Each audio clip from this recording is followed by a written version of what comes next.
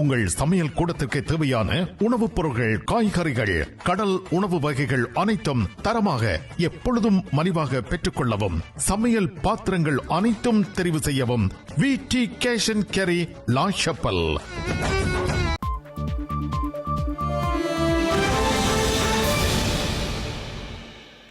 வணக்கம், இது IBC தமிழின் செய்தி நேரம். முதலில் தலைப்புச் செய்திகள்.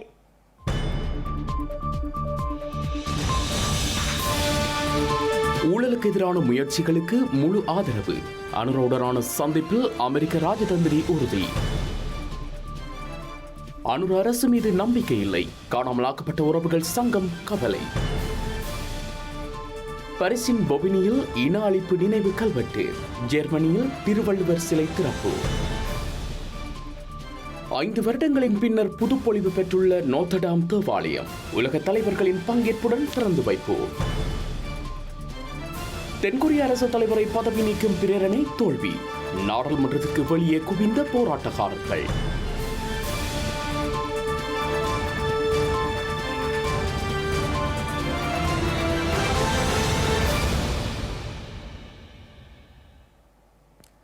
இலங்கையில் கடந்த 2 நாட்களாக தங்கியிருந்த அமெரிக்க ராஜாங்க உதவி செயலாளர் டொனால்ட் லூ இன்று ஸ்ரீலங்கா அரசு தலைவர் அனுரகுமார திசாநாயக்கவை சந்தித்து பேச்சுக்களை நடத்திய பின்னர் தனது இலங்கை பயணத்தை நிறைவு செய்துள்ளார்.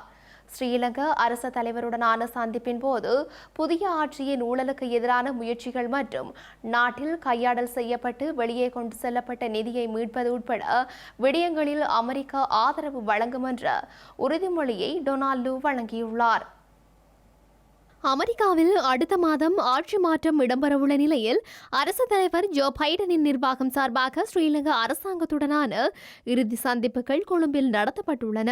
அந்த வகையில் அமெரிக்காவின் உதவி ராஜாங்க செயலாளர் டொனால்ட் லூ கொழும்பில் ஸ்ரீலங்காவின் அரசு தலைவருடனும் எதிர்க்கட்சித் தலைவர் சஜித் பிரேமதாசவுடனும் பேச்சுக்களை நடத்தியுள்ளார். இன்று ஸ்ரீலங்கா அரசு தலைவரின் செயலகத்தில் அனுரகுமாரவை சந்தித்த லூவிடம் இலங்கையில் வெளிப்படையான அரசியல் கலாச்சாரத்தை வளர்ப்பதற்கும் கிராமப்புற வாழ்க்கை தரத்தை உயர்த்துவதற்கும் பொது சேவைகளை நவீனமயமாக்குவதற்கும் உரிய அமெரிக்க உதவி கோரப்பட்டுள்ளது. அதேபோல புதிய ஆட்சியின் ஊழலுக்கு எதிரான முயற்சிகள் மற்றும் நாட்டில் கையாட்பட்ட நிதியை மீட்பது உட்பட விடயங்களில் அமெரிக்கா ஆதரவு வழங்கும் என்ற உறுதிமொழியும் டொனால்ட் லூவால் வழங்கப்பட்டுள்ளது. முன்னதாக டொனால்ட் லூ தலைமையிலான அமெரிக்க குழு எதிர்க்கட்சித் தலைவர் சஜித் பிரேமதாசவை நேற்று சந்தித்திருந்தமை குறிப்பிடத்தக்கது. தமிழர் தாயகத்தில் போர்க்குற்றத்தில் ஈடுபட்டவர்களை தண்டிக்க மாட்டோம் என்ற கருத்தினை கொண்டுள்ள புதிய அரசாங்கம் மீது தமக்கு நம்பிக்கை இல்லை என வடக்கு கிழக்கு வலிந்து காணாமல் ஆக்கப்பட்ட உறவுகளின் சங்கம் கவலை வெளியிட்டுள்ளது. வலிந்து காணாமல் ஆக்கப்பட்டவர்கள் தொடர்பான பிரச்சினைகள் படிப்படியாகவே தீர்க்க முடியும் என்ற ஜனாதிபதியின் கருத்து காலத்தை இழுத்தடிக்கும் தந்திரோபாயமாக காணப்படுவதாக தெரிவித்துள்ளனர்.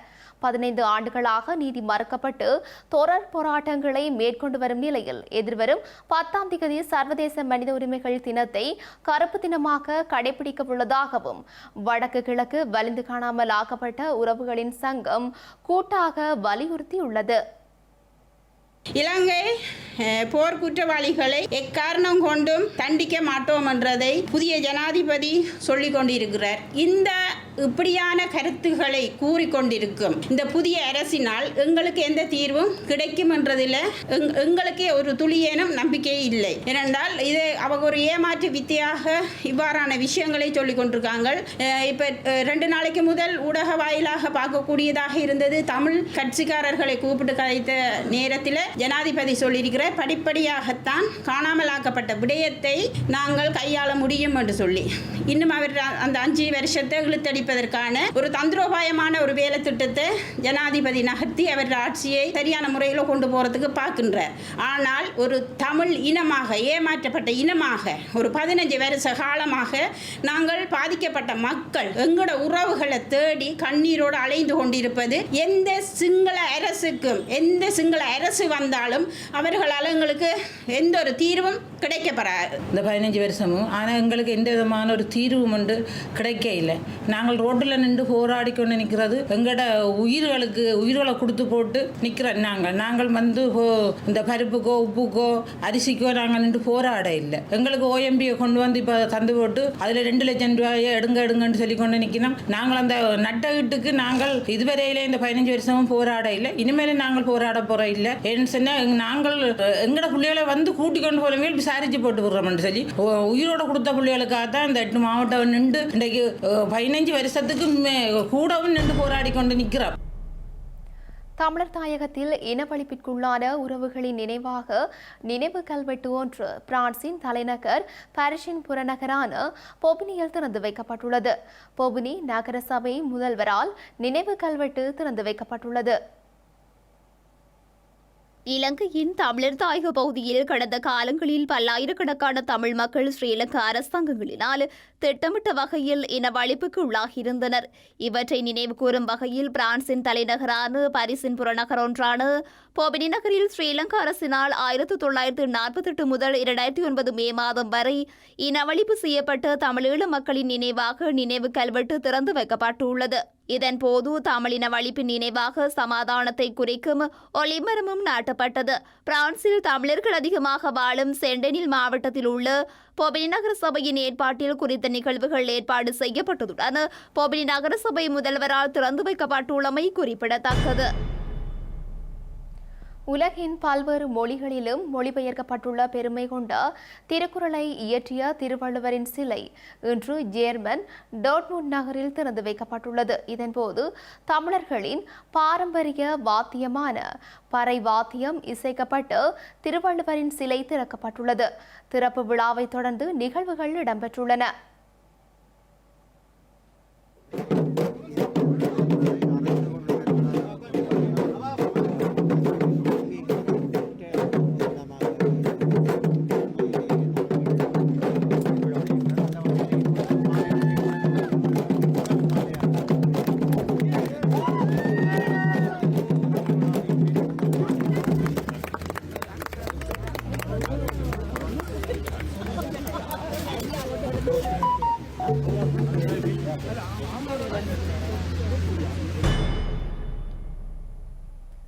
தமிழீழ விடுதலை இயக்கத்தின் தலைமை குழு உறுப்பினர் விந்தன் கனகரட்னம் கட்சியிலிருந்து தற்காலிகமாக இடைநிறுத்தப்பட்டுள்ளதுடன் அவரிடமிருந்து விளக்கம் கோரி கடிதம் அனுப்புவதற்கு தலைமை குழு தீர்மானித்துள்ளது.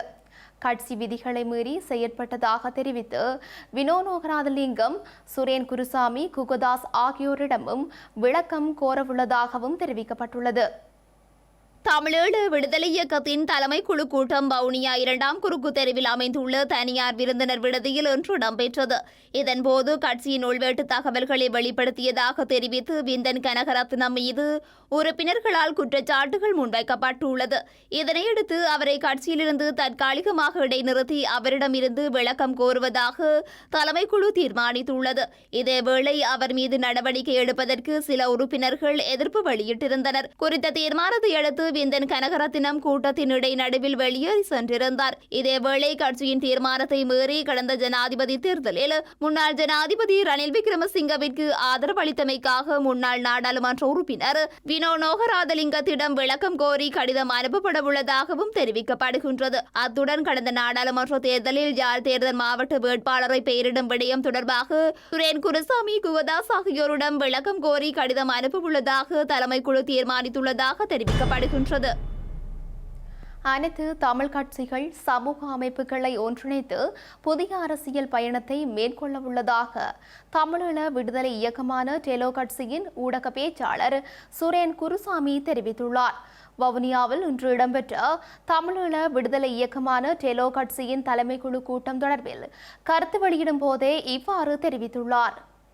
பாராளுமன்ற தேர்தலிலே மாவட்ட ரீதியாக நடைபெற்ற விடயங்களை ஆராய்ந்த விடத்து அது சம்பந்தமாக எல்லோரிடமும் நாங்கள் கலந்து ஆலோசித்திருக்கிறோம். அது சம்பந்தமான விளக்கங்கள் பலரிடம் கூறப்பட்டிருக்கிறது. அது மாத்திரம்தான் இன்றைய தற்பொழுது நாங்கள் எல்லோரும் இணைந்து ஒன்றாக பயணிப்பதாகவே இன்று எங்களுடைய கூட்டத்திலே நாங்கள் தீர்மானத்தை எட்டியுள்ளோம். மற்றும் பலரையும் தமிழ் தேசிய தரப்பிலே ஒன்றிணைத்து எப்படி பயணிப்பது என்பது பற்றியும் இன்று நாங்கள் நிச்சயமாக அனைத்து தமிழ் தேசிய பரப்பில் இருக்கக்கூடிய தமிழரசு கட்சி, தமிழ் மக்கள் தேசிய முன்னணி, தமிழ் தேசிய மக்கள் முன்னணி, தமிழ் மக்கள் கூட்டணி, அதுபோன்று மற்ற பரப்புகளிலும் இருக்கக்கூடிய தமிழ் தேசிய பரப்பில் இருக்கக்கூடிய கட்சிகள் மாத்திரமல்ல, பொது அமைப்புகள், அரசியல் ஆர்வலர்கள் எல்லோரையும் அரவணைத்துக் கொண்டு இன்னும் ஒரு பலமான வகையிலே மீள் கட்டுமானம் செய்து கொண்டு எங்களுடைய அரசியலை முன்னெடுப்பது பற்றி இன்று ஆலோசனை. எல்லோரிடமும் விளக்கங்கள் கோரப்பட்டிருக்கிறது. இந்த நடந்த பிரச்சனைகளுக்கான விளக்கங்கள் என்ன என்பது அது வரும் கூட்டங்களிலும் அல்லது மாவட்ட ரீதியான கூட்டங்களிலும் அது பற்றியான தனிய தலைமை குழுவிலே மாத்திரம் வந்த ஒரு நபர்களிடம் அந்த கோரிக்கைகளை வைக்காமல் மாவட்ட ரீதியாகவும் கூட்டங்களை நடத்தி அந்த நடந்த பிரச்சனைகள் அல்லது பின்னடைவுகளை பற்றி ஆராய்வதாகவே இன்று நாங்கள் தீர்மானித்தோம். மதுவை அனுமதி பத்திரம் வழங்குவதில் ஒழுங்கான முறைமை பின்பற்றப்பட வேண்டுமென ஜனாதிபதி அனுரகுமார திசாநாயக்க அறிவுறுத்தியுள்ளார். ஸ்ரீலங்கா மதுவரி திணைக்களத்தின் செயல்பாடுகள் தொடர்பில் மக்களிடையில் நல்ல அபிப்பிராயம் கிடையாது எனவும் சுட்டிக்காட்டியுள்ளார். ஸ்ரீலங்கா மதுவரி திணைக்களத்தின் சிரேஷ்ட அதிகாரிகள் மற்றும் ஜனாதிபதி அனுரகுமார திசாநாயக்க ஆகியோருக்கு இடையில் இன்றைய தினம் கலந்துரையாடல் ஒன்று இடம்பெற்றுள்ளது. இந்த கலந்துரையாடலில் மதுவரிகளை பெற்றுக்கொள்வதில் உள்ள சிரமங்கள், திணைக்களத்தின் குறைபாடுகள் மற்றும் திணைக்களத்தின் செயல்பாடுகள் தொடர்பில் கலந்துரையாடப்பட்டுள்ளது. அத்துடன் மதுவரி திணைக்களத்தின் செயல்பாடுகள் தொடர்பில் மக்களிடையில் நல்ல அபிப்பிராயம் கிடையாது என ஜனாதிபதி சுட்டிக்காட்டியதுடன் மதுவரி அனுமதி பத்திரங்களை வழங்குவதில் ஒழுங்கான முறைமையொன்று பின்பற்றுமாறு அதிகாரிகளுக்கு அவர் அறிவுறுத்தியுள்ளமை குறிப்பிடத்தக்கது. யாழ்ப்பாணம் நைனாதீவு பிரதேச வைத்தியசாலைக்கு ஒலியலைகளை உபயோகித்து படங்கள் மூலம் நோயை கண்டறியும் அல்ட்ரா சவுண்ட் ஸ்கேனிங் இயந்திரம் ஒன்று வழங்கப்பட்டுள்ளது. நைனாதீவு வைத்தியசாலையின் அவசர தேவையை கருதி நைனை மக்கள் அறக்கட்டளை நிதியம் மற்றும் புலம்பெயர் உறவுகளின் பங்களிப்புடன் ஸ்கேனிங் இயந்திரம் வழங்கப்பட்டுள்ளது. யாழ் பிராந்திய சுகாதார சேவை பணிப்பாளர் வைத்தியர் கேதீஸ்வரனிடம் குறித்த இயந்திரம் இன்று நன்கொடையாளர்களால் கையளிக்கப்பட்டுள்ளது.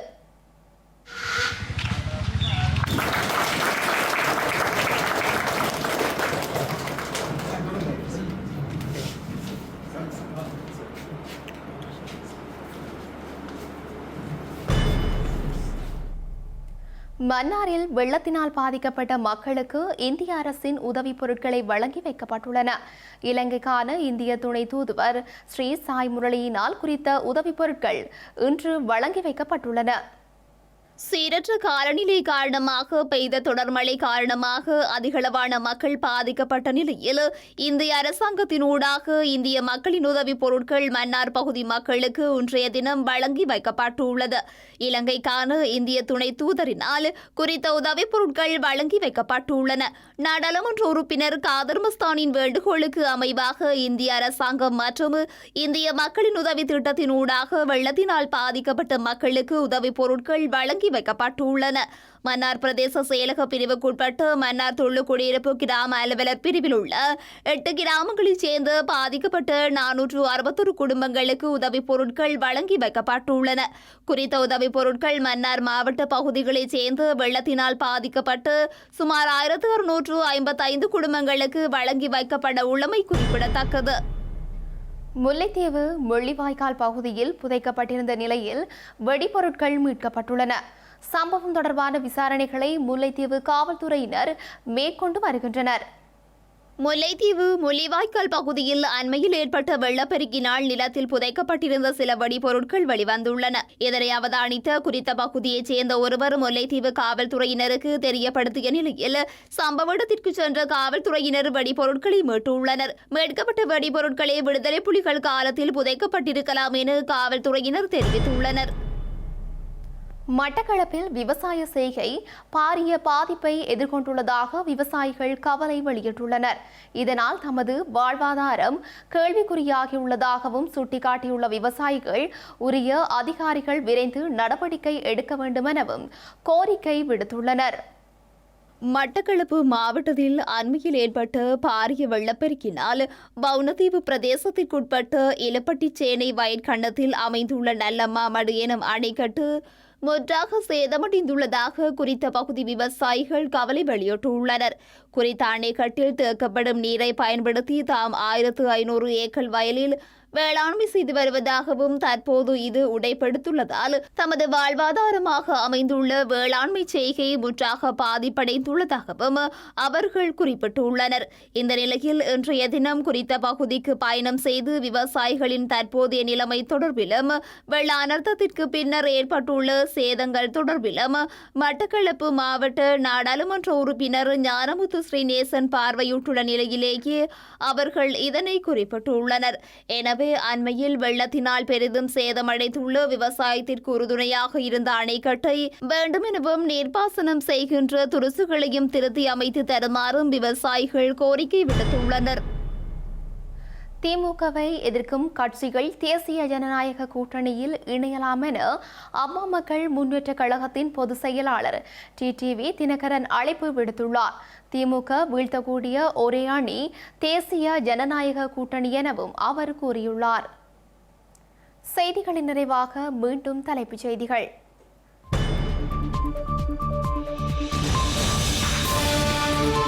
ஊழலுக்கு எதிரான முயற்சிகளுக்கு முழு ஆதரவு. அனுருடனான சந்திப்பில் அமெரிக்க ராஜதந்திரி உறுதி. அனுர் அரசு மீது நம்பிக்கை இல்லை. காணாமலாக்கப்பட்ட உறவுகள் சங்கம் கவலை. பரிசின் பொபினியில் இன அழிப்பு நினைவு கல்வெட்டு. ஜெர்மனியில் திருவள்ளுவர் சிலை திறப்பு. 5 வருடங்களின் பின்னர் புதுப்பொலிவு பெற்றுள்ள நோத்தடாம் தேவாலயம் உலக தலைவர்களின் பங்கேற்புடன் திறந்து வைப்பு. தென்கொரிய அரசு தலைவரை பதவி நீக்கும் பிரேரணை தோல்வி. நாடாளுமன்றத்துக்கு வெளியே குவிந்த போராட்டக்காரர்கள்.